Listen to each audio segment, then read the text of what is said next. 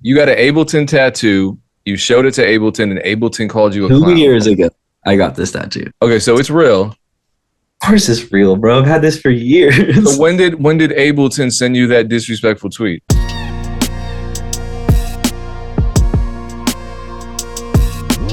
All right. No, Karen Reese, a lot of people have been asking who Karen Reese is. Karen Reese is the president of our nonprofit, and so we pay for a Zoom account.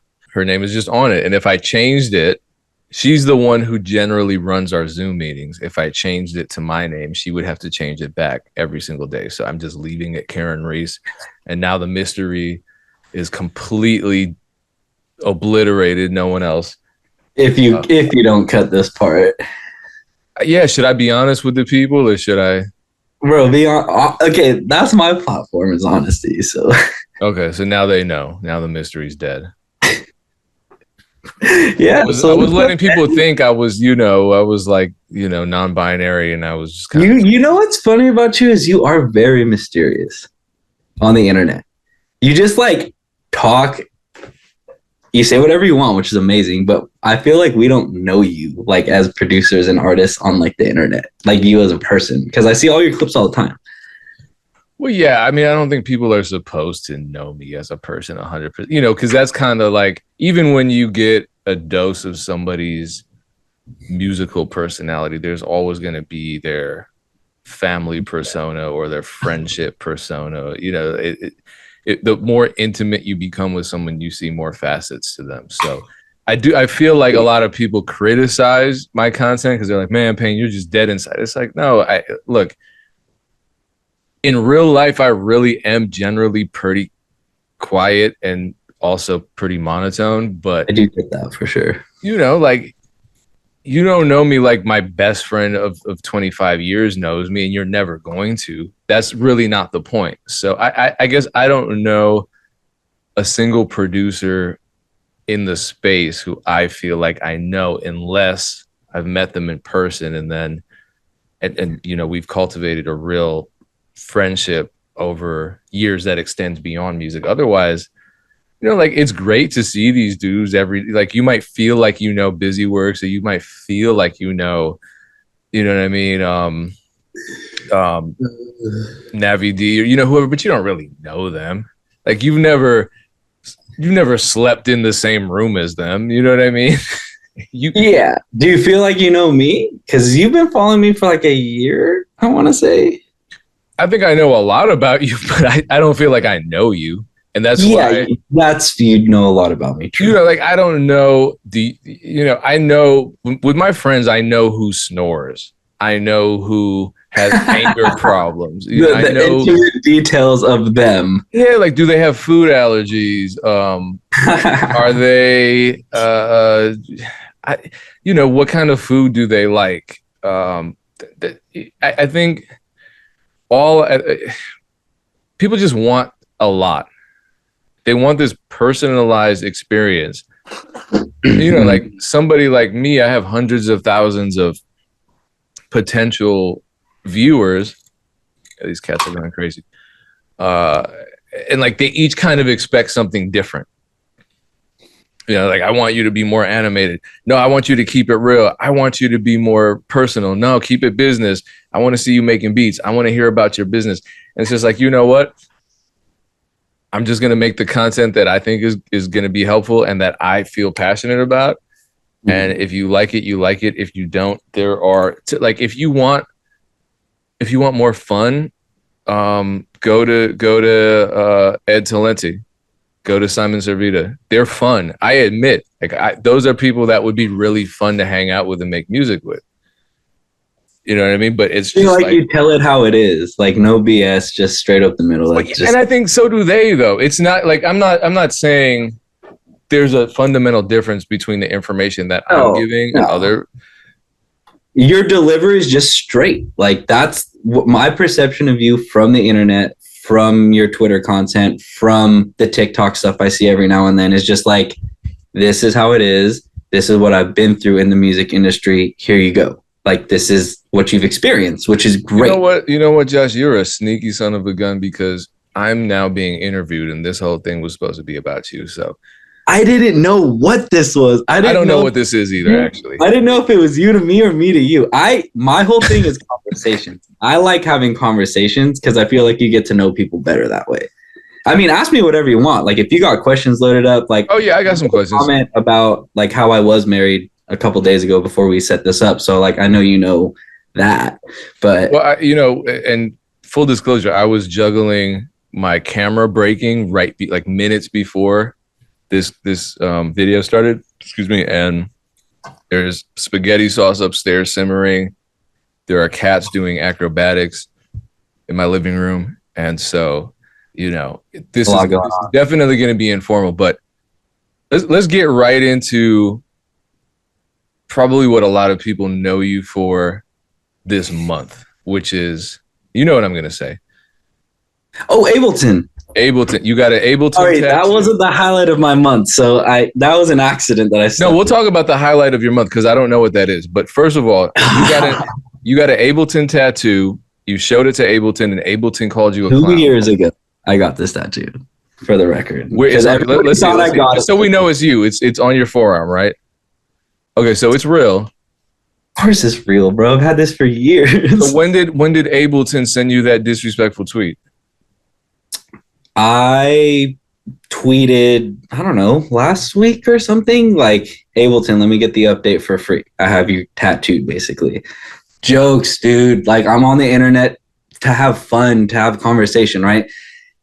2 days go by, no response. And I was like, they'll say something, but I don't know when, right? And I think, like, I was in there, like, tweets on their page or something, like, just trying to get, like, them to see it or something. I don't remember. And like I said, this wasn't intentional. I wasn't trying to get the internet to go crazy against Ableton. So they respond 2 days later, whoever their social media person is, and they're all no with the clown emoji. And I know for a fact that they were in the replies of somebody else who was hitting them up recently too, and they used an emoji with them. So I think someone was just in a mood, said something funny, and I was like, yo, and then they deleted it within the hour and said, like, we love the whole community. You guys are amazing. So they knew that wasn't funny. Somebody stepped in, dog. They had to have stepped in. Like, corporate got involved in some way, shape, or form. Social media manager probably got a little, like, slap on the wrist. And then 2 days later, they hit me back with my DM saying, let's work this out. And they're like, unfortunately, homeboy's in clown prison for what he did, but we don't give free software to people with Ableton tattoos. Please fill out our artist's profile to try to get a discount.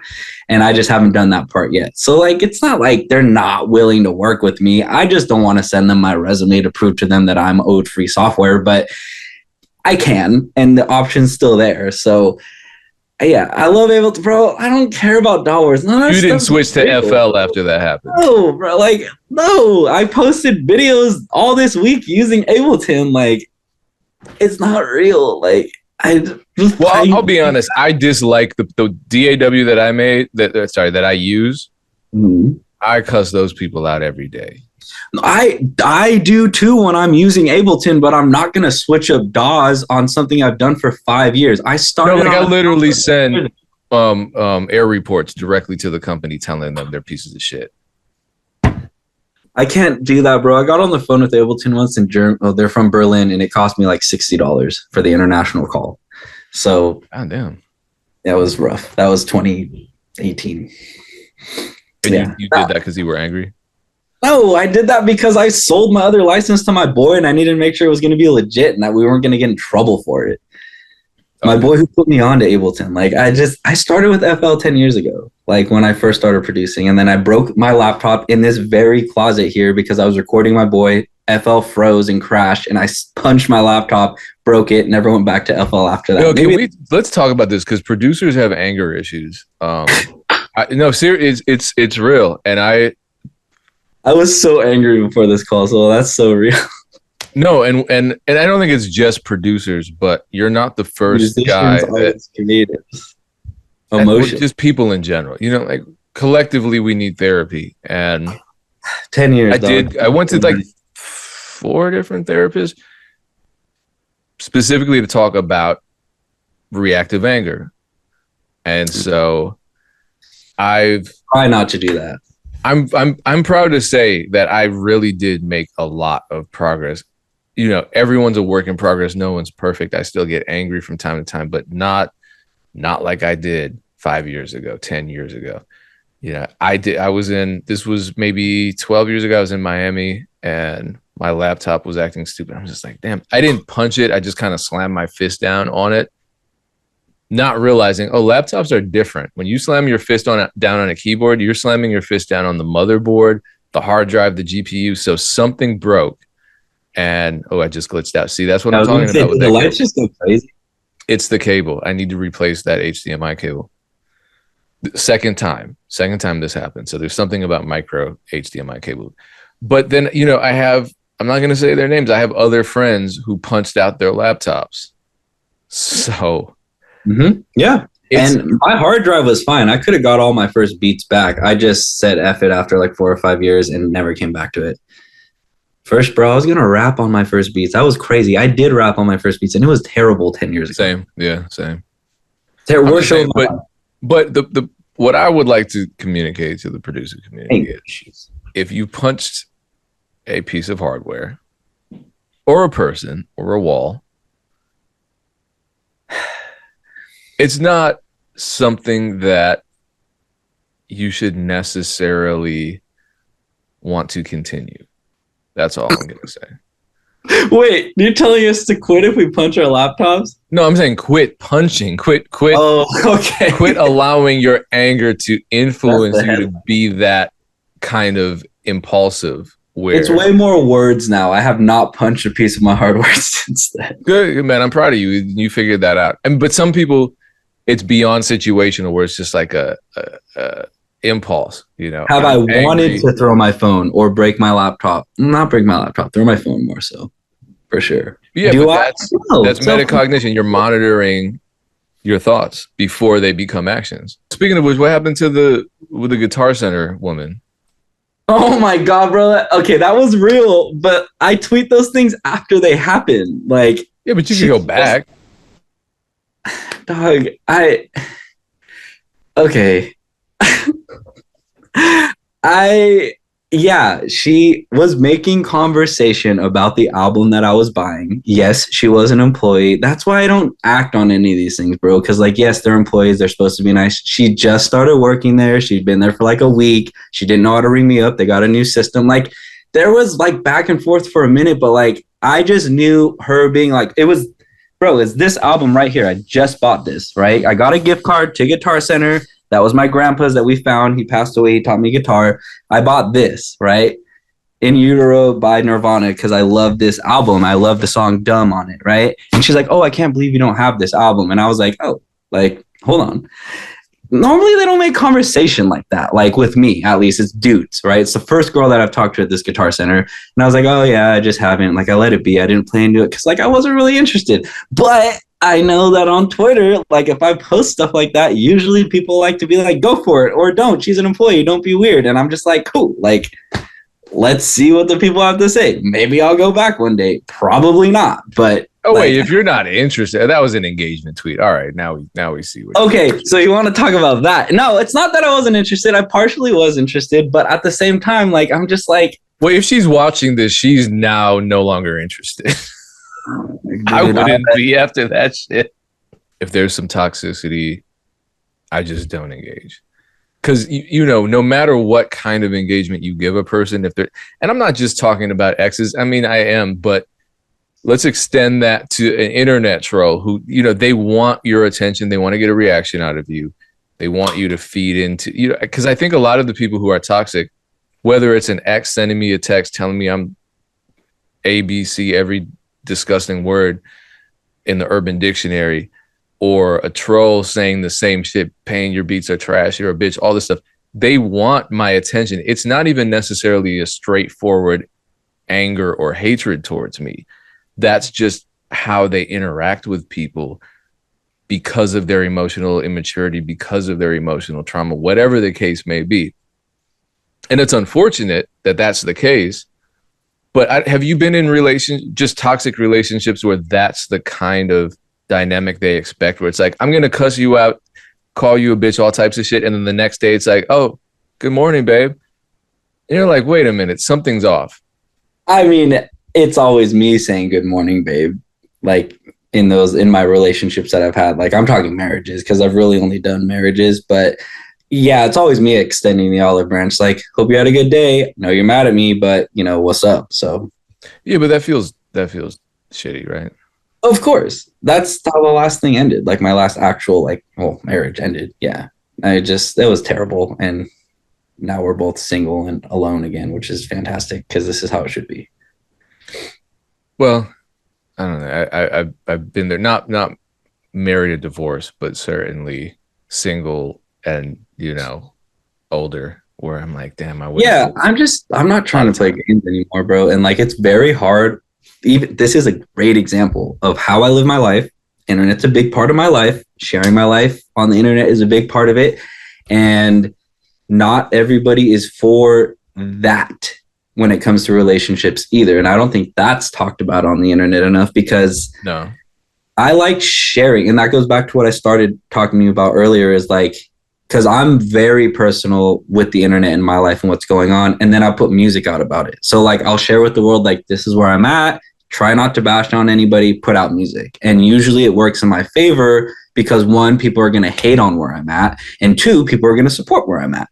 And it all brings the monthly listeners up at the end of the day. But I'm just very transparent and I don't put names out there, but I do talk about situations and people in my recent past and history haven't been okay with that, but they sometimes linger and I don't know what to do with the lingering because I always want to reconcile things, but that might not be in my best interest because it might make things drag on longer than they need to. Well, I'm not a therapist, so I won't continue to therapize. You digress. Right. And let's dovetail a little bit then. You have been married twice. I remember you tweeted, everyone's, because I shared it. Everyone. Yeah, when did you follow me? I don't know, man. I don't. Because I knew about you for years, but I randomly looked at it and you were following me back. And I was like, oh, cool. You probably said something cool. And I was like, oh, I'll follow him. But I don't remember what it is. The internet is just endless for me. It's just, there's too much going on. But you've been married twice. And you recently tweeted, everyone's out here getting married, having kids. I'm just making beats. I'm like, oh, that's me. But this motherfucker's been married. So I'm asking you out of genuine curiosity because I've never been in that position. Was it hard? Because when I was dating, and I'm an aspiring producer, especially when, I was broke. You're aspiring? I'm saying, still, but before I had, it's aspiring. Before this. Yeah. Making beats, I had 3 jobs that had nothing to do with making beats really, and living with my parents to save money because I wanted to, I didn't really share too many details because I was dating a lot of women who were just angry and they would use all that shit against me, which was terrible. It was a bad era of my life, but it was hard to date because they expected a lot of stability. I'm like, there's really no stability when you're dating a creative entrepreneur. So what was that like in a marriage context? Okay, I made it work in the second marriage. And the way I made it work in the second marriage was I went from COVID 2020, started making money with music, selling beats, mixing, recording artists, just the whole thing, right? When people, for some reason, had a plethora of money, it seems, right? And time. And so that was glorious. It's kind of crazy to think about because like I kind of miss it, but I kind of don't because the hustle was insane in the DMs back then. So I was making like $1,000, $2,000 a month, just recently married, right? We got married in April of 2020, right around when COVID hit, right after actually. And I'm making like $2,000 a month, which was viable for our lifestyle at the time because she was grooming pets out of the garage, making cash. I'm making cash on the internet, learning all these new skills when it came to mixing and stuff, and no bills. Really, at least here in the Bay Area, everything was deferred. I know different counties were different, but everything was deferred here. So it was just money in our pocket every month. And I ran that until like from April to like September. And around September, she she's working a lot out of the garage. I'm working a lot out of the room. And she's like, I want you to do something else. And I was like, all right, dude, I'm not fighting about this. I've been married once before and we fought about it. I don't want to fight. I'll go do Uber Eats again, right? Because I was an Uber driver before. So now I'm doing Uber Eats 8 hours a day. And I'm sorry to interrupt. What was her objection to you making beats if it was making money? I don't know, dude. I don't know. Her mom saw an Amazon Flex ad on the TV and her mom was like, you should do that. And I was like, I'll try it out. Like, I don't want to fight about money because relationships usually fall because of 3 things. And it's like money, sex, and communication usually, right? And so I'm just not doing it, dude. Like, I've done it once. I don't want to do it again. All right. I just didn't want to go down that road. And so doing the Amazon Flex thing for a minute. And I was like, dude, I'm just go back to Uber Eats. Like, Amazon Flex was all right, but Uber Eats, you have more freedom. And so on Uber Eats, 8 hours a day, October to February, right? I did that on my phone all day long, selling beats, selling kits, doing whatever I can, getting more clients so that when I get home, I can work more to keep it alive, right? And then my boy, John, hits me up and he's like, he sees my Twitter numbers on Facebook because I would post my analytics on Facebook. And he's like, dude, you're kind of killing it on Twitter. What's up? And I'm like, because I was doing like 2 million, 3 million impressions sometimes. And I was like, dude, I just sell a lot, like 10 services. And he's like, that's too much. You need to sell one thing. You need to teach people how to do what you're doing on Twitter for artists and producers. And let me help you build the infrastructure out. And I was like, cool. What's it cost? And it was like a few $1,000s for his program. And that's basically what I had in my music account at that time saved up. And so my wife at the time was like, if you got the money, like run it, go for it, figure it out. Took me a couple months to get off the ground. Took me 2 or 3 months to get clients under my belt, like at $2,000 to $3,000 a piece. And then that was full-time income for me to stay in this room and work with clients, find more clients, and work on music in between. It was actually the other room, but yeah. And so did that for from March of 2021 until April of 2022.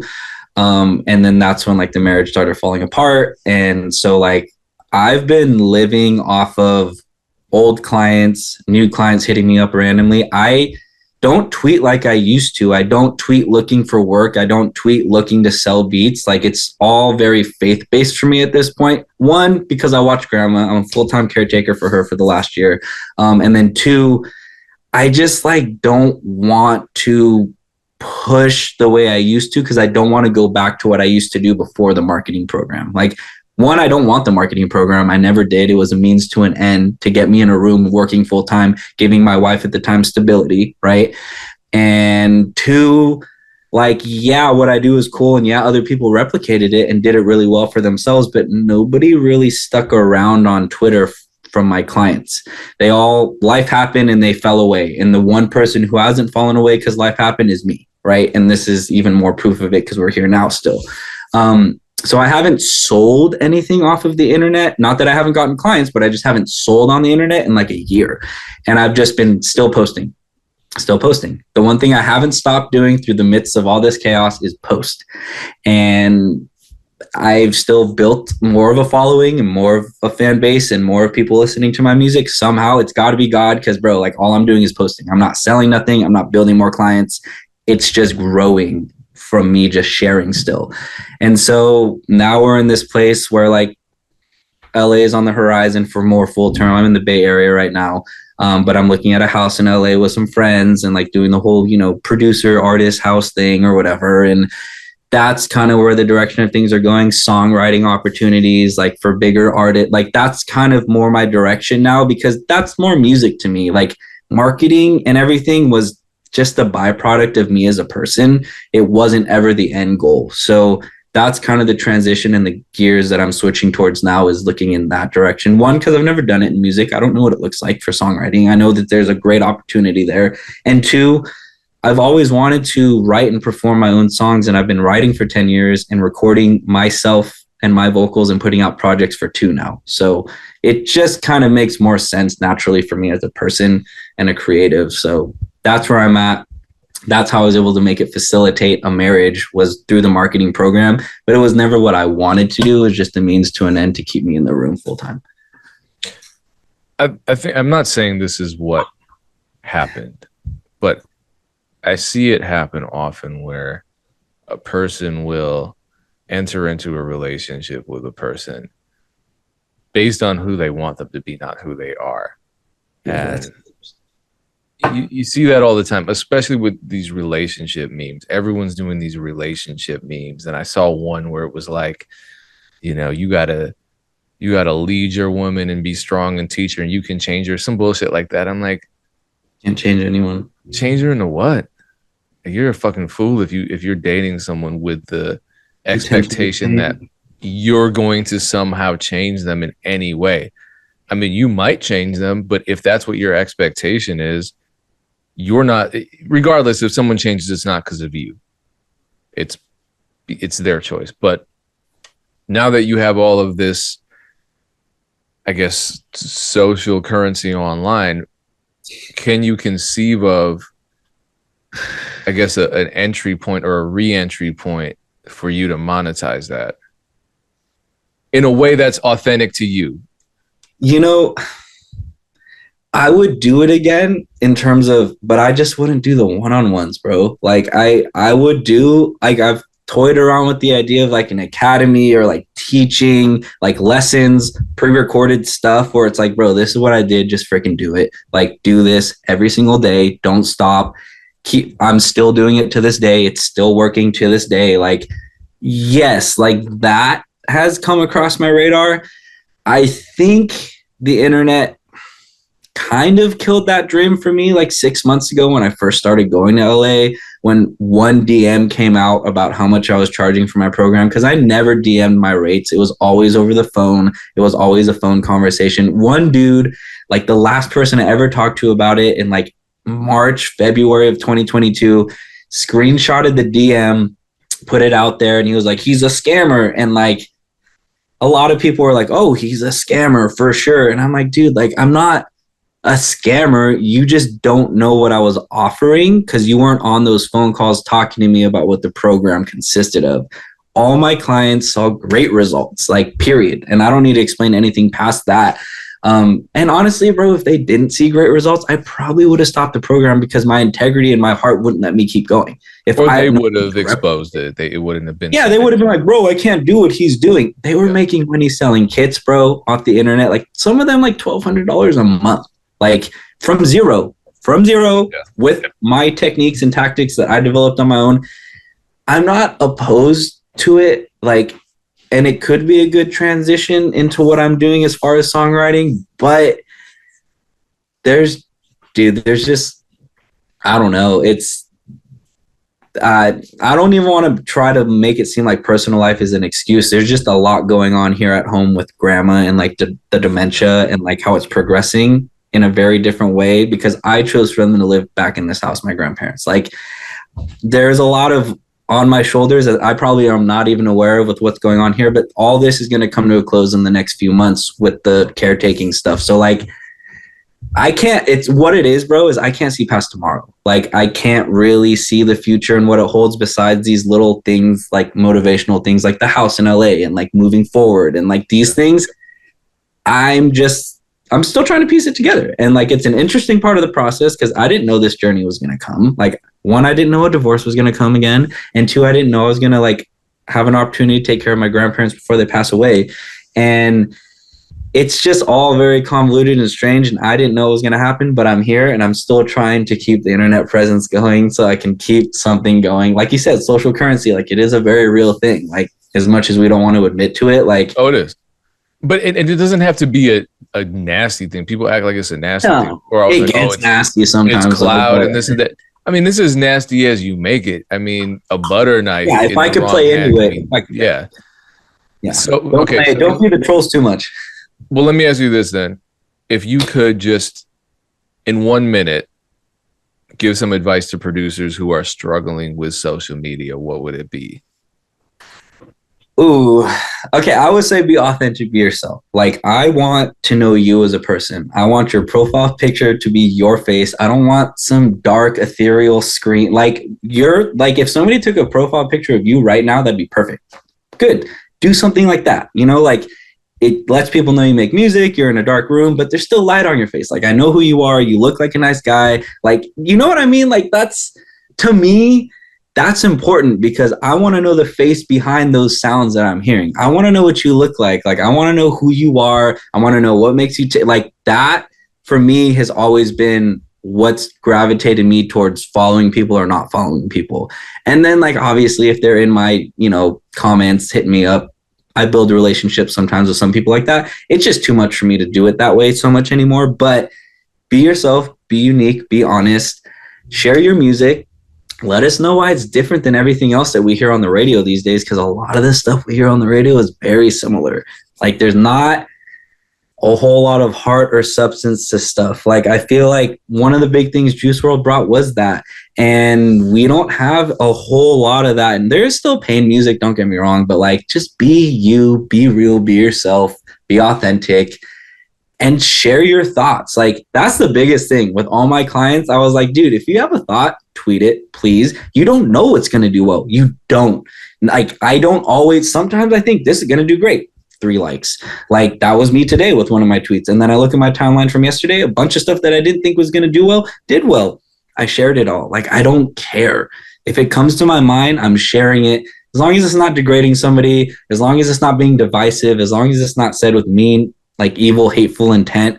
Like, well, if you're a piece of trash and you are honest on social media about being a piece of trash, then at least you're being authentic, and I know to block you. There's a lot of homies out there that are, bro. Like, there's a lot of guys that I still follow that I'm like, oh, that's kind of mean, but like, cool, run it. Like, I'm not gonna tell them what to do. Like, maybe I need to filter them out too. But yeah, I mean, I feel like good-hearted people win in the end as much as we don't want to think they do. Who are some producers who you see doing that effectively? Because I already, as you're describing that, I'm like, oh, mini producer, or like Ellipsy, or like SNC, or Joe, I see Geist a lot on the timeline. I don't know if you follow Geist, Geist. Yeah. He's part of Kill Me Lord, which is like Vlad's collective. I don't know if you've seen him either, but Geist posts a lot of good music. And see, that's the other part of the conversation. A lot of people tell me, oh, bro, you got big on engagement tweets. You don't even make music. I'm like, all right, bro. Like, SoundCloud, 1,300 beats. Like, anyways, next. Like, think what you want. I can't control what the internet gravitated towards, you know? So guys post a lot of really good stuff. Dude, I don't scroll very much either. So I couldn't, I'm bad when it comes to being a consumer of social media, because I feel like that's a double-edged sword too. I don't scroll my Instagram very much. I'll watch stories. I'll scroll a little bit of Twitter, but I'm mainly in my notifications throughout the day responding to people. That's what I've been trying to be better at for the last 6 months, is being more responsive to the audience that I have there. Has that helped too? Because a lot of producers don't respond. They don't even check emails and DMs. I tweeted about that the other day. I don't know if you saw it, but I was like, bro, if you have under 200 followers and you're not responding to everybody, like, you're not going to build your audience and fan base the way you want to. Like, I get it. If something pops, bro, like 1,000, 2,000, 3,000 likes, 100, 200 comments, you might not want to be in there. But if it's your first time, bro, get in there. Like, respond to everybody, like, or at least like it. Like, I did like a solid 20, 30 minutes this morning of just responding to every single one. And then there was still more. So then I went to liking, like, and it's not personal. And then I'm looking for if I know them or if I have a conversation or something that I want to get back to, like, then I'm scrolling my notifications like that. But I feel like here's what blows my mind is that I will contact a producer that I'm working with directly and be like, hey, we just got a $600 exclusive offer on this beat, whatever it is. Or, hey, I need your PRO info so the song can get registered. Or, hey, I have a sync opportunity, and I won't hear from them. They just won't reply. I'm just like, oh shit. What do you what are you doing? Are you trying to do this for a living, or what is going on? They might not want to.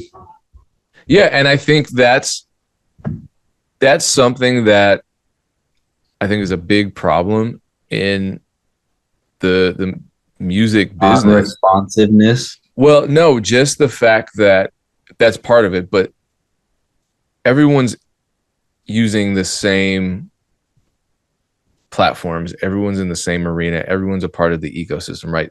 The kid down the street from me who just recorded his first song and made his first beat yesterday is on the same, potentially same platforms that I am, same platforms that Metro Boomin and Drake are on. You know what I mean? And so we're all a part of this space, but we all have very different experience levels and different intentions. And what people don't like doing is admitting their intentions if their intentions potentially make them look bad. So you have a ton of people, like a lot of producers and rappers I've worked with will look me dead in the eye and be like, this is my life. I love music. I live for music. I die for music. I want to do this forever. I want to do this professionally. I can't think of doing anything else. I'm like, cool. Here's this very simple task. Can we get it done? Oh man, that's too much. What, I got to be on social media? So a lot of people will get involved when they're in the mood. You start building something with them, and then things get real, and you start getting demanding, as in like, hey, can you fill out this W-9? Or hey, can you reply to this email? Hey, can you provide your IPI? And they just disappear. I was thinking about the mood in this today. But like, instead of just saying, you know what, I'm not that serious, let me stop wasting your time. It's like, no, oh man, just, some shit came up. But shit, I understand things come up because I'm a very busy person, and people are probably mad as hell at me even saying this because my phone's on do not disturb all the time because I'd lose my mind if it wasn't. But there's a difference between things coming up and just, internally not wanting to do this, not wanting to take this beyond where you are. And that's the problem, because those are the same people who will jump on Twitter and say the game's rigged. I've been doing this for 5 years. You've been sitting on your ass for 5 years and nothing happened. That doesn't mean the game is rigged. That means your ass is rigged to the recliner. That has nothing to do with the music game. We can talk about how the game is rigged, and we do. Like the Spotify threshold, that's a very obvious example. But that doesn't stop you from selling beats. That doesn't stop you from playing shows. That doesn't stop you from building community outside of those quote unquote rigged platforms. So let me get off my soapbox, but that's what Bob. Oh, keep going, bro. Tell him. No, this is your interview, and we've taken up a lot of time. But let's close with this, because I have a feeling you're gonna have a lot to say. You alluded to this earlier when we were talking about Ableton. You said that was not the highlight of my month. What was the highlight? Oh, come on. Dude, okay. What month are we in? We're at the end of November. Or a year. It seemed like you wanted to talk about something. Nah, I can't. Okay. It's been a very interesting 2 months. When I said highlight, like, bro, like that Ableton thing for me was like, what was that, like 2 weeks ago? Like that was probably the first time I started paying attention to what was going on the internet in the last month, because, like, first of all, Justin So Much is, right? You seen him? He and him are cool. Anyways, he was just tweeting about like the Ableton update and how it's not worth it for like a week or like a few days.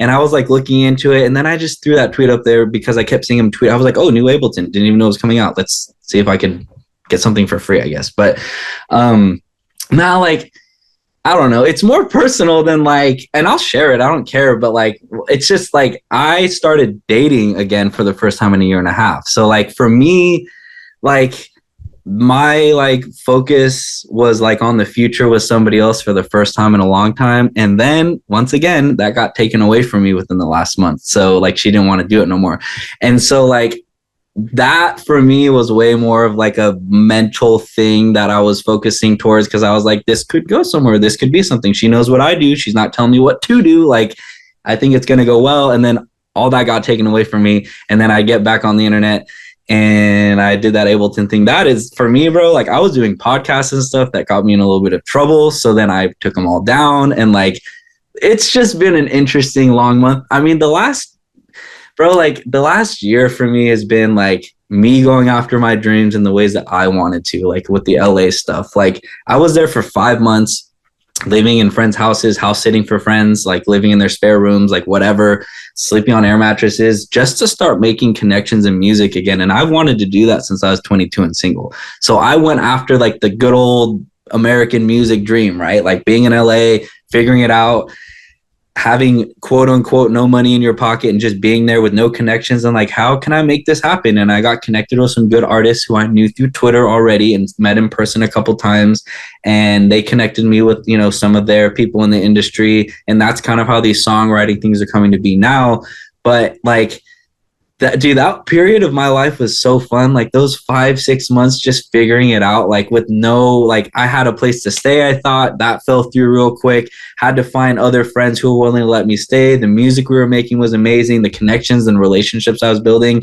How I had to just survive, bro. I was like flipping shoes on Melrose just to make some quick money to, like, not necessarily to eat, but just to like buy stuff and have a good time and live my life down there. Like, living that way, if you can do it, that nomadic lifestyle, bro, where like you're not paying rent, like you're just putting gas in your car, food in your belly, and just making music with friends, like that, there's something to be said about that for sure. Because I finally gave my 22-year-old self, now I'm 33, right, like what it wanted, and it was cool. And now I'm just like, I just want a room, bro. Like, I just need a room. Like, that's what I always wanted. It didn't work out when I went down to LA with my boy. Like, I waved money in front of his face twice to like let me stay with him, and he was like, no, I just want to live alone. And I was like, all right, bro, like, it's fine. But that sounds like me. Which is fine. Like, he just lived right where I wanted, like Fairfax, like Melrose and everything, like the perfect area for like streetwear, music, art, whatever. You're one of those dudes that when you're dating someone, you're dating that person. You don't date casually. You Lover boy, bro. 3 people at the same time. I haven't. So is Drake, and I think Drake's a year and a half. Drake's a certified lover boy. He's kind of a hoe, right? That's very different than what I am. 100%. Oh, my bad. No. I'm not mad. I'm just saying, like, because that was always like something that would come up, is just like, oh, Drake's a lover boy. And I'm like, I'm not that kind of lover boy, bro. You got me messed up. Like, I want to be with one person. If I'm asking somebody on a date, it's because I want and have intention to just get to know that person. I found somebody who said they wanted that. So then I pursued that even further to the nth degree. And People she lie. decided to walk. What's up? People lie about their intentions. No, dude. Like, or they misrepresent their intentions because of the moment. They don't necessarily. It's more that. And like, even in this situation right now, very transparent, 100%. Like, before getting on this call, I'm trying to organize the room. I'm trying to organize a time to talk with her and be like, dude, like, what do you want? Because I don't do back and forth. Do you want this or not? And then I'm getting on this call with you. That's my life in the last hour or two, right? Oh, that's stressful as well. Yeah, that's like spaghetti in the fucked up table. I'm putting this thing in a frame because I wanted it to look good. Like, it's just like, it's a lot, right? But this is life, and this is where we are. And I'm an artist. I'm creative. I'm emotional. I want relationship. There's a lot of facets. And I guess this ties everything together with what we were saying in the beginning. Like, this is me, and you could put this on the internet, bro. Like, I'm not tripping on her seeing this. This is very mellow compared to the stuff she was pissed off on that I had to take off the internet. She's a subscriber. She's left a lot of comments already on my videos. Yeah, no, she's for sure in the DMs already. Yeah, 100%. But she likes Dame and Aaron, but not so much me. Yeah. You know what's funny though, with a lot of these women, bro, they don't want to see me on social media. Like, this girl in particular, I was like, yeah, I have a Twitter. She's like, I don't care. I don't want to see it. I was like, yeah, I have followers. She's like, I don't care. I don't want to see it. I don't live on Twitter. It's not my thing. I don't use TikTok. And I'm like, all right, cool. I don't want to hear music. Like, not want to hear music, but like, we'll talk about the rapper thing later. And I'm just like, cool. Like, fine. You're doing me a favor by not hearing it, because you're probably going to get hurt, or you're probably going to feel some type of way if you see every single thing I tweet. Like, I don't know, dude. I'm not willing to compromise myself as a person, because I don't feel like I'm doing anything wrong. I don't feel like that's the biggest thing for me on the internet, is I don't feel like I'm being out of pocket. I don't think I'm being inappropriate. Like, I think I'm being a pretty good version of myself on the internet. And if you're not with this lifestyle, because like I feel like a lot of people think they'd want to be with it, but then they get draked a little bit, like where they get talked about on the internet very vaguely and they get all hurt. But then they love singing the songs that he's singing about those girls for. So it's like make it make sense. Like I don't so that I guess that's the one thing where I can see they all want to be Kiki, but they don't. Well, I can understand that. I can't understand. I think it would be reasonable for a woman to be like, hey, Josh, just don't talk about me on Twitter. But everything else, cool. Ain't no names. No names. Yeah. No face, no case. Come on. Like that's Twitter 101. When I was in my toxic energy matching era, I would sometimes post little vague tweets. You know, like I'm getting cussed out and I'm mad about it. So let me just post some shit.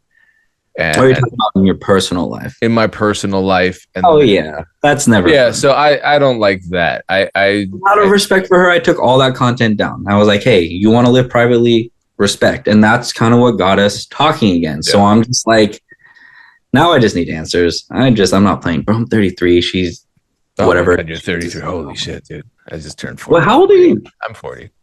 Yeah. And you've been at this 10 years? I had questions for you, bro. I did this. No, I've been, I think if I said I've been at this for 10 years, that was me joking. How long have you been doing this in a full-time capacity? Who are you talking to right now like that? This cat. That was a disrespectful meow. They want attention. Sorry. They do. I have 4. They can give each other attention. 2008 was my first placement. So what is that? So first placement hit and you ran with it? First placement hit and I was still in school and I still had 3 jobs, but I phased those out. Was it over time you phased out the job? Like 2010. So it took you a couple years from your first big placement to be able to like facilitate full time. Yeah, and I jumped in. I had money saved up. But what pushed me was that the first job offer I got once I finished my master's was for $35,000. And I'm like, I can't. I was crushed because I wanted this job. So school, 3 jobs and music? Prior to this moment where I was expecting, you're going to offer me at least 50 something. Because, this was before the housing market was crazy. I wanted to buy a house. I wanted to just do adult stuff. Mm-hmm. And that 35K figure just crushed my soul. So I thought, I can make 35K. Yeah, I can make 35K doing music. So it took me some time to get there. But once I got there, I was like, okay, cool. I'm making the money that they offered me at the master's level, and I'm doing it on my own terms. So can I expand from there? Can I scale up? And the answer was yes, I could. But it took time. It wasn't like I got the plaque and my life is suddenly clear. I thought that's what it was going to be. I was like, okay, I got the plaque. I'm going to be a millionaire. How did that come about? Next year. That was kind of luck, man. This guy Brendan really played the placement game, not with big. Yeah. No, I was on MySpace, just networking with people, and linked up with a guy who managed one other producer named Tyler Williams, who's now known as T Minus, who's huge. And then they were working with a singer songwriter who wanted to write Drake records and who was demoing a lot of stuff named Abel. So you kind of probably figured out who that guy became. And so it was an amazing team, and that's how I got my first placement. Now, were they all connected to the big fish at that point, or were they still working on those connects too? I mean, the fact that they had already been working with Drake and he was effectively managing the weekend at that point. No one knew who those guys were at that time. And I wanted to work with Drake. I was like, this guy can really rap. How can I work with him? They're like, it's a little more complicated than that. But what was I going to say? They, then T Minus started getting placements. He was telling me, he was like, you got your Jeezy thing. I'm gonna be the next one. And he got a Plies record. It was called Codefendant. That went gold. And then he got a few other placements, but then the record that pushed his career forward, you know, just catapulted, just jetpack was Ludacris Hello.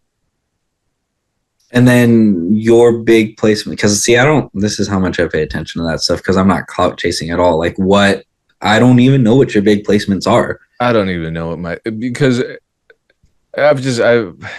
my Wikipedia is long. I have to consult it sometimes. Do you have one? To do that. Yeah. It's been there for a while. It helps when you get the big media outlet looks, because then then they don't delete your page because there are citations. I think like my old manager did it. Okay. Oh, you have management?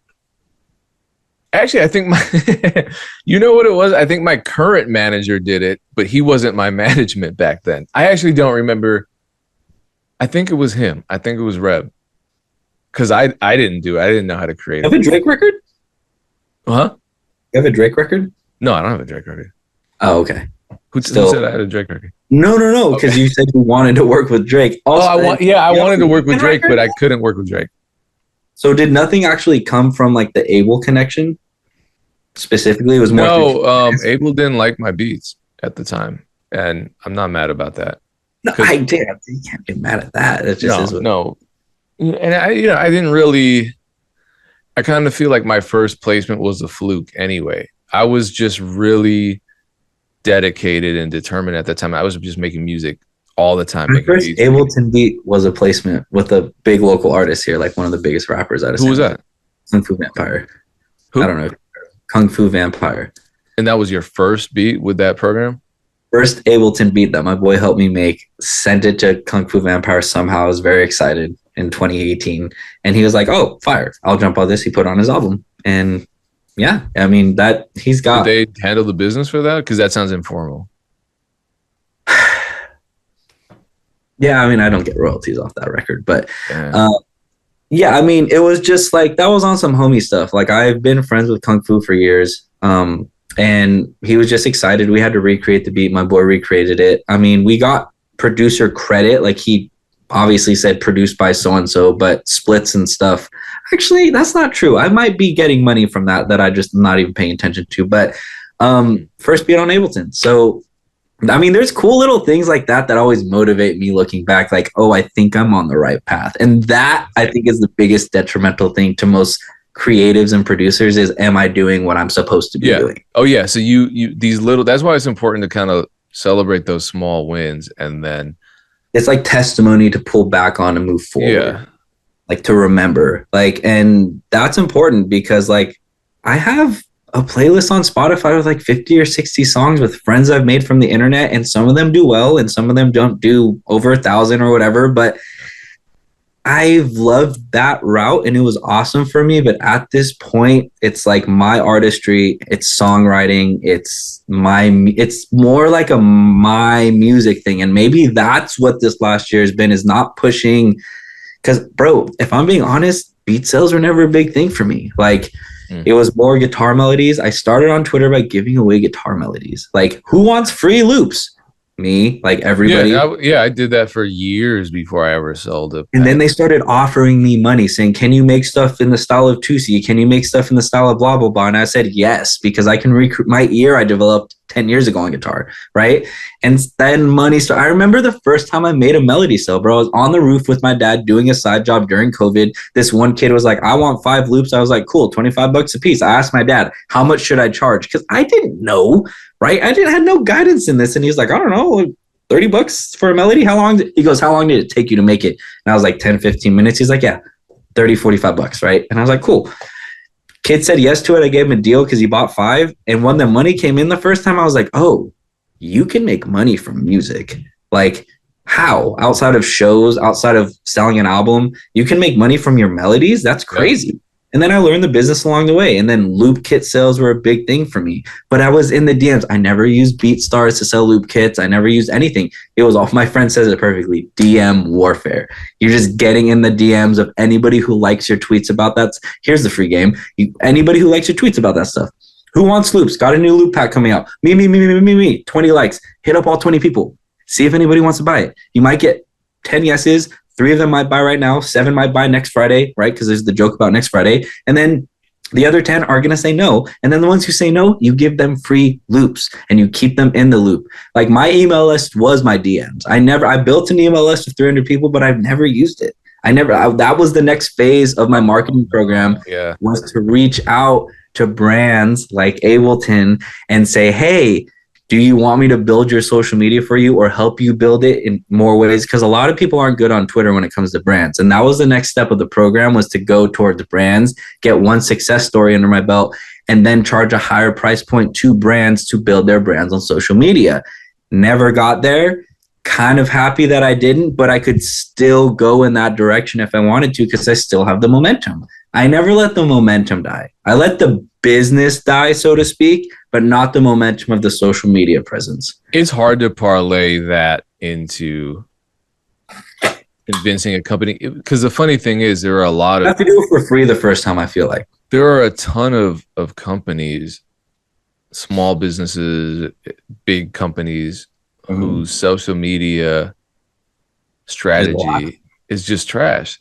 And I know somebody is making a full-time living off that. There are people who are getting 50,000 plus, up to 6 figures. I'm like, for what? Using Canva once or twice a month? Hashtagging dumb shit. You got to research those hashtags. I made a video the day the Ableton thing happened, and I said the worst thing that you guys did in this situation is you deleted the tweet. Yeah. You got to stand on that. Like, we only care about you today on Twitter because of the funny comment you made.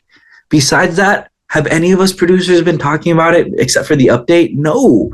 That was the best thing they could have done, and then they removed it. They became real for a second. Think about it. They became relatable. We all thought it was funny, even though it was out of pocket. It was mean, but it was funny. Yeah, I mean, you weren't devastated. Yeah. No, I wasn't devastated. I responded back real quick and I moved on. Like, if they could just do that all day long, some of the funniest brands on social media, bro. Think about it. Wendy's. TikTok comments from Wendy's, bro. Hilarious. Why can't they all just do that? Because they're trying to be politically correct. They don't want to step on toes.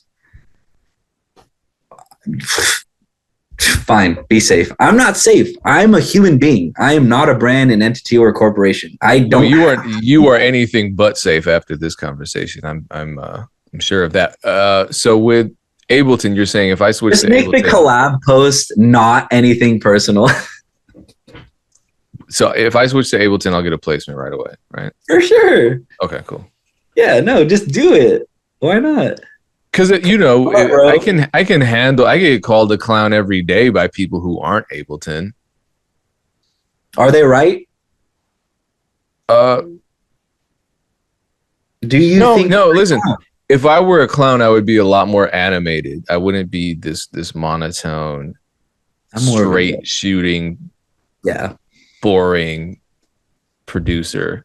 But you're not boring. The one thing you aren't is boring, because you get on the timeline, bro, and I'm going to say from my perspective, the stuff I see from you is you getting on the timeline and choosing violence every day. But I am sarcastic, and it's not even. It's great. I'm sarcastic. I don't think I'm choosing violence ever. I think people. It's not. But that's the way it's perceived, as like, oh, he's coming for us producers again. He's coming for us artists again, and you're just like, here it is. I love it. It's great. Yeah, I mean, I feel like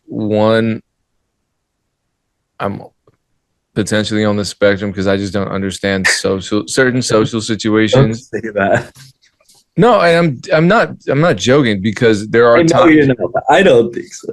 Well, you haven't hung out with me, but I'll be interacting with people, and I'll just say something that's truthful and not hurtful. People are like, "Why would you say that?" I'm like, because it was the truth. I didn't call someone ugly. I didn't call someone a bitch. I just said, You know, no, I'm not going to do that. That doesn't sound, Like, give an example, like not super personal, obviously. Like, give us. well, like people will reach out and be like, "Hey, man, can you make me a beat?" And I'll pay you by giving you 50% of my Spotify royalties. And be like, "No, you have 6 monthly listeners, which means you're not making any money. So you're offering me 50% of zero, especially with the new Spotify threshold." And people are like, "Why would you say that?" I'm like, because one, it was the truth. Two, I'm setting a line in the sand. I'm a professional. I'm not going to do this. And three, I'm educating them as to why their approach is wrong. If they want to get in their feelings, that's really not my responsibility. If I had been like, "No, man, fuck your Spotify. Your mom's a hoe. Your dad's a bitch. Your shoes are ugly. You're never going to be shit," that would be a totally different conversation. And then like, yeah, okay, cool. I'm walking around, caring because of all the people that want to kill me because of the shit that I said to them. That's an entirely different type of approach to choosing. So your approach is better than the internet approach, which is your mom or whatever. Well, yeah, I mean, I get that a lot from people who are upset. They're like, "Oh, I sent you some loops, I sent you some beats, and you said stop sending me this shit and fuck you, you're a bitch. And the next time I see you in person, you better, it's just like." Yeah, Payne, by the way, I sent you a loop 6 months ago that you never listened to, so I don't want to do an interview with you. You probably did, and I didn't see them. Yeah, well, I'm not going to take it personal is what I'm saying. Like, bro, like I gotta send you some loops. I just finished a batch.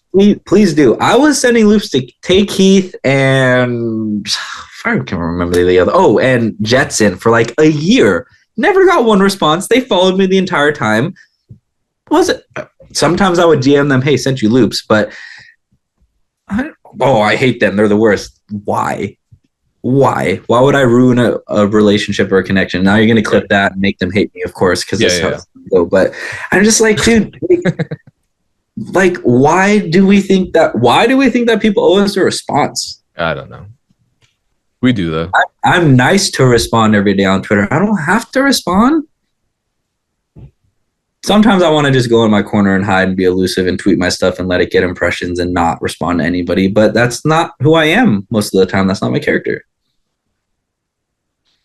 Now, do you think social media is actually part of the music industry, though? Like for the independent guys? Yeah. Oh, yeah. It's part of the industry, or is it a counterpart to it all? I've always wondered that. No, I don't think it's a counterpart.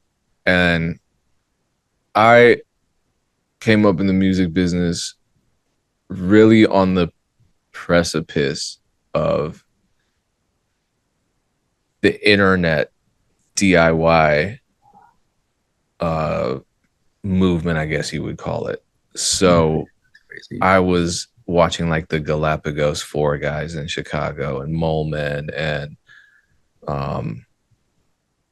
Anycon and people like groups like that, Rhyme Sayers, a lot of Sage Francis, a lot of those guys. Seen Atmosphere so many times live.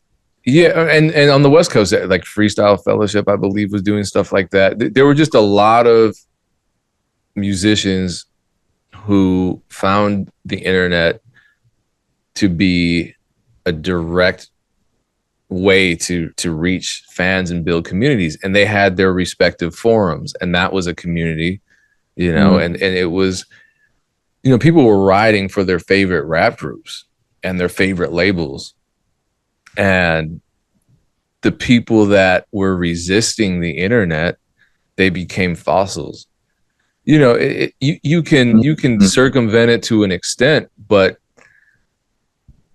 man, the internet, I can't separate it from the music business now because one, most people are getting beats from the internet, and that's how the hits get made. And two, labels, what does an A&R have to do now? Most people aren't performing and getting. Well, look, A&Rs aren't really going to event. I don't think they are. I could be wrong. I don't think A&Rs are going to the events and being like, "Oh, this guy can rap. Let's sign him." No, they're going to Spotify. They're going to TikTok. They're like, "Oh, these numbers are viable. They have fans."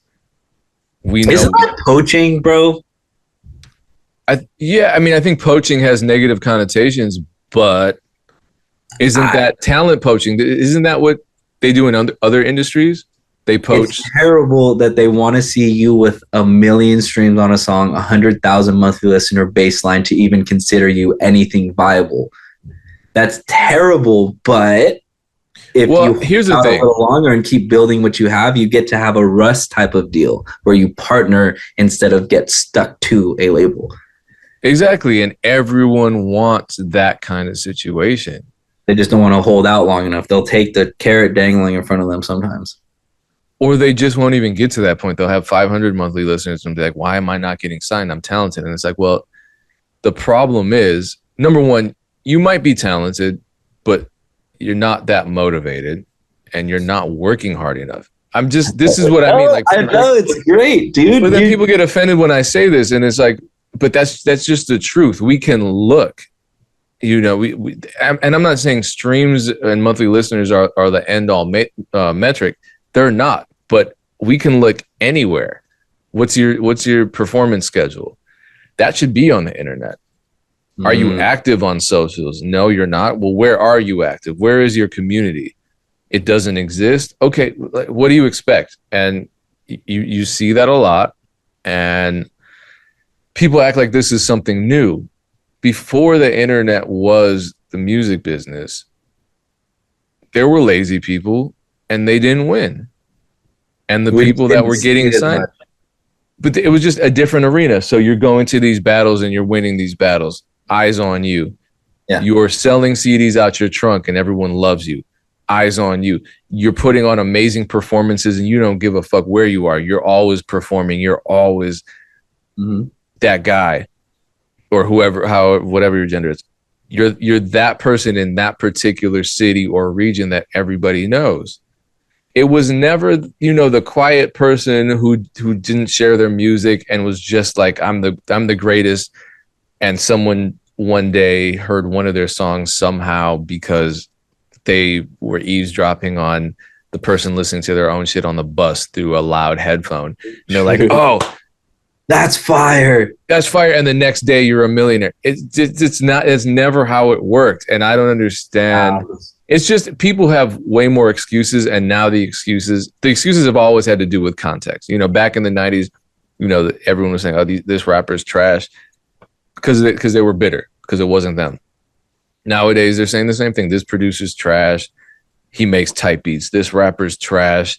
The only reason people fuck with him because he went viral on TikTok. Why do people hate, bro? Why? Well, oh my God, this is another can of worms. I like legit, like, bro, people. Okay, last album I put out last year, it's called Nightfall. Somebody I used to be boys with on Twitter, I won't name names, quote tweets a snippet I shared, and he goes, and because I played guitar on it and I was rapping on it, right, like rapping my heart out, whatever, heartbroken. And he goes, if you ever bought guitar work from this guy, ask for your money back because it sucks. My monthly listeners went from 60 to 300 overnight. Well, that's why they hate. Then it's ultimately a good thing.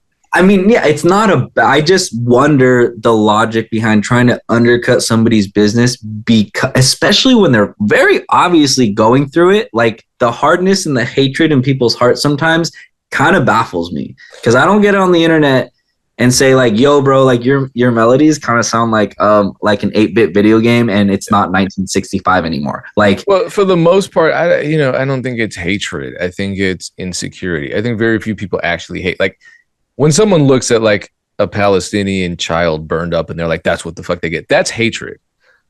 Okay. But different conversation. Yeah. I mean, that's like one extreme to the other, but no, I feel you. But in the music business, people are insecure and hate themselves, and jealousy is always going to be a manifestation of that. And ego, bro. There's so much ego. Yeah, and ego is just a shield. The ironic part about ego is that it presents itself as overconfidence, and all it's doing is shielding a very fragile person. And I know this. We all know this. It doesn't mean that, like, someone poking you for a year, Payne, you're a bitch, you're trash. Like eventually I'm going to smack the shit out of you. But like, or what I've been doing, what I've been doing lately is just muting or blocking people because Oh, you're big on it.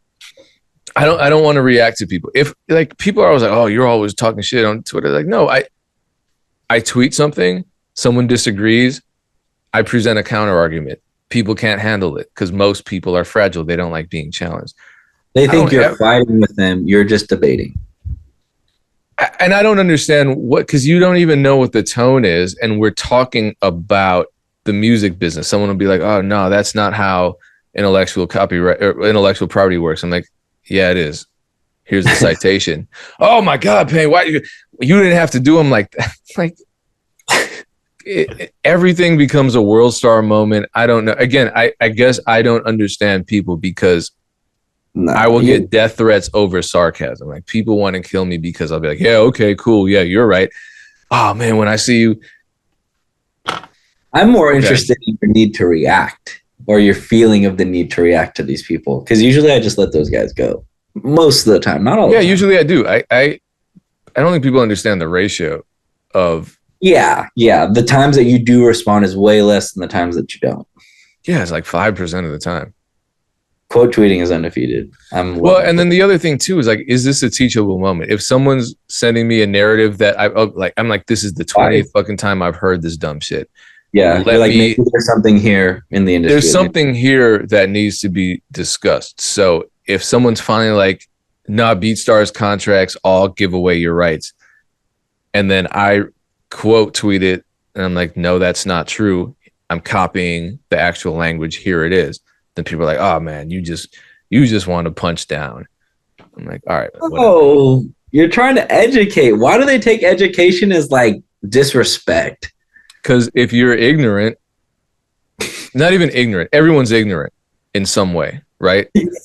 Like I'm ignorant. I don't know chemistry. You're probably ignorant. You don't understand quantum physics, right? So we're ignorant. Nothing wrong with ignorance. We could learn if we wanted to.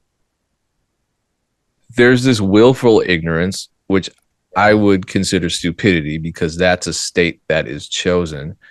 And so if you're stupid, an educator feels like an attacker.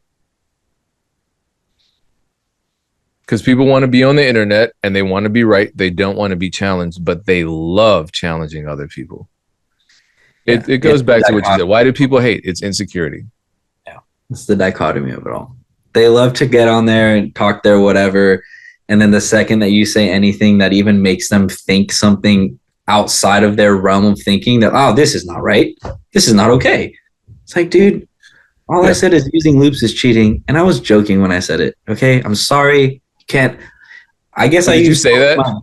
Yeah. I was like the one who started that, bro. I was the one who started. Here's the thing with the engagement. You're the one who started it.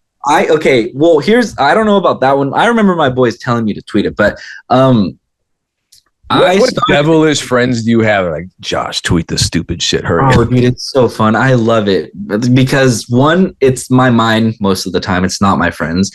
But two, I started asking questions to the internet on Facebook in 2011. And it wasn't catching on. And my cousin goes, Josh, you should make a Twitter. And I was like, okay, made one. When Odd Future was popping, I was like, I want friends on the internet like Odd Future, like how they talk to each other on Twitter. Built to like 3 or 4 people that I would talk to on Twitter, nothing crazy.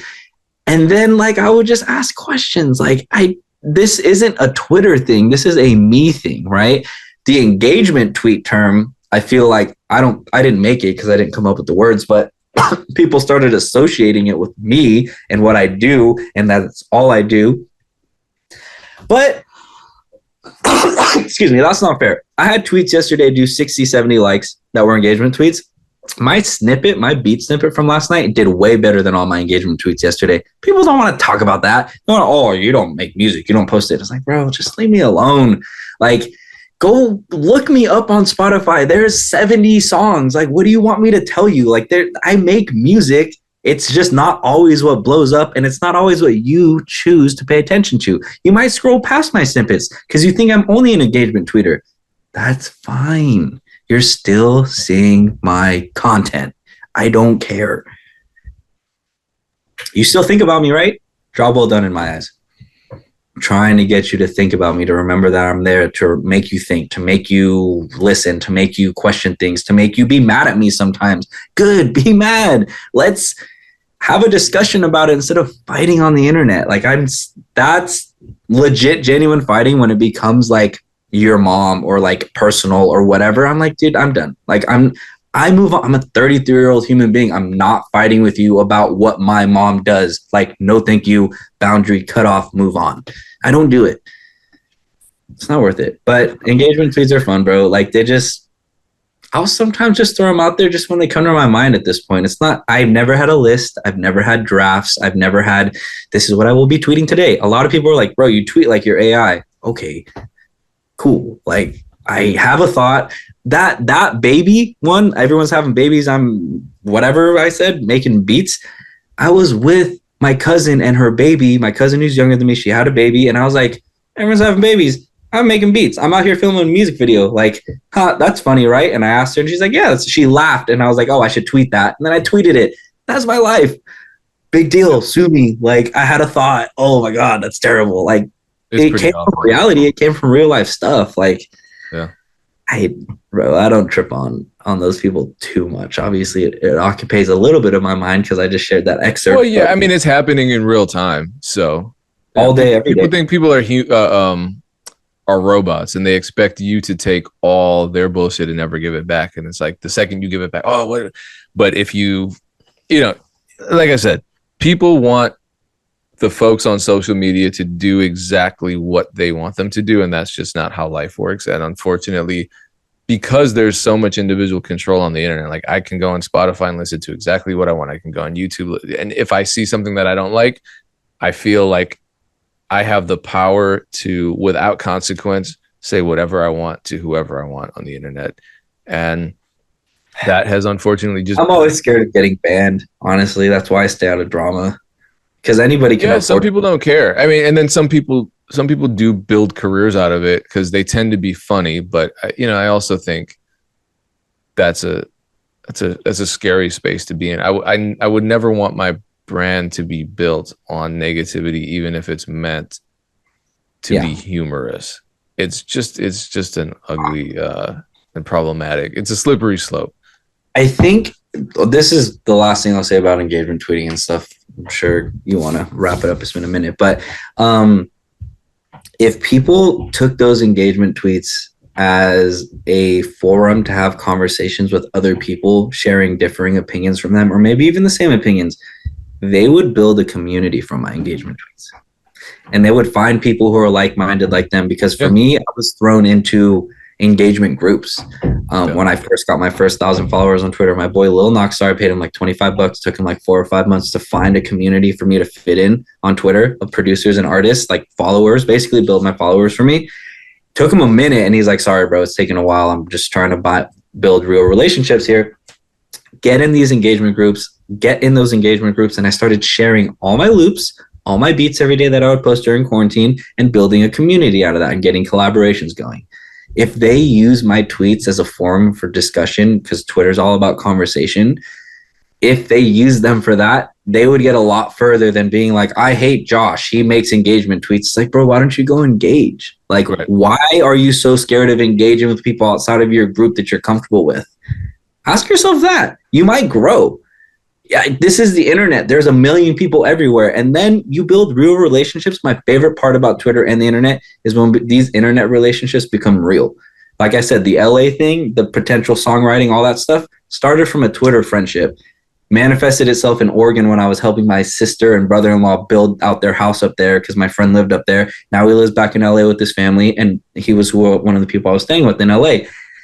When it became real, or when I meet people or like have gone on tour and met people or gone to my friend's shows and like, you're Jawsh from Twitter. I'm like, bro, like that's weird for me. Like when they kind of fan out a little bit, that's cool. But also like when they become real relationships in real life, that's the most important thing to me, is when those things go, or even like these conversations that you build from somebody that you met off the internet.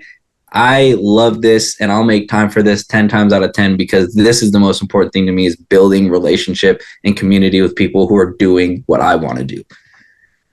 Yeah, and that really happens, and you can leverage it, and I think it's an amazing time to be a creative. And It is. You say that a lot, I feel like, and it's true. yeah, and I do believe that. So let's end on that because that's a positive note. And we talked about Twitter. How can people follow you? Twitter, Josh Crespo _ Instagram, Josh Crespo _ But he Spotify, spells it Josh. JWSHCRESPO _ SoundCloud, Josh Crespo. All my I'll say this, all the artists out there, all of my beats are on SoundCloud. Do with that what you will, but they're there for you to use. Okay. Go for it. Rap on. Just send me the songs back, please. I just want to hear them. But yeah, all my stuff can be found there. Thank you, Payne, for the platform. I appreciate it. It was a good conversation. Have to do it again sometime. This is a long video, and people who I got a comment the other day on a 45-minute video. Oh, that could have been longer. Here you go. You're welcome. This is damn near an hour and a half. So yeah, send me those loops, please. I will. Well, I'll end this now. Yeah. Thank you. And I will send you the loops when I'm off the call with you. Okay. Cool, man. Appreciate you. Peace. Yeah, man. Have a good one.